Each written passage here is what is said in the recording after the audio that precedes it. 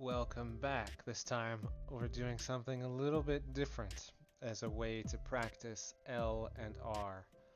So I have found a very simple version of the story of the Trojan horse. I picked this story because we have plenty of R's and L's in the story to practice. But what I want to do here is, I have my story in one document, and split on the other side I have a blank document.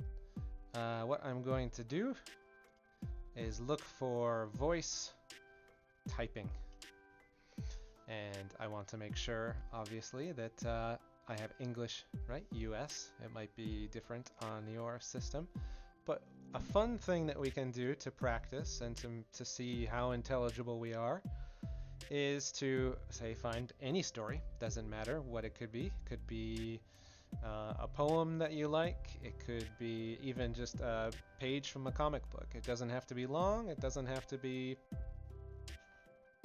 well, it could be whatever you want. What it is unimportant. What's important is that we are able to practice R and L. Right? And so what we're going to do is we are going to voice record and see if we are clear enough in R and L for Google to be able to tell the difference. Right? So all we do is we hit click to speak here. And if I start talking, there we go. I'm not typing at all, and you can see it's transcribing what I am saying. So what I would do now is start reading. Let's delete that. All right, now I'll just start reading, and we'll want to read through the entire thing, and when we're done we can compare. Are there any, did Google not pick up an R and an L? Did it replace, we talked about minimal pairs on Monday. Did it swap out what was supposed to be an R word with an L version, a minimal pair, that's L? This can sort of help us practice a little bit.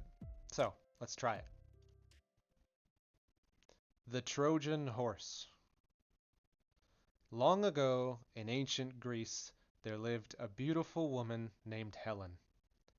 Helen was married to King Menelaus, and they entertained many people at banquets full of wonderful food. One of their guests was Paris of Troy. Paris decided to kidnap Helen and take her away to Troy. All right, let's just real quick check. Let's see if I made any mistakes. Long ago in ancient Greece, there lived a beautiful woman named Helen. Helen was married to King Menelaus, and they entertained many people at banquets. I wonder why I capitalized B. Unimportant. Full of wonderful food, one of their guests. So the obvious thing is there's not going to be periods. But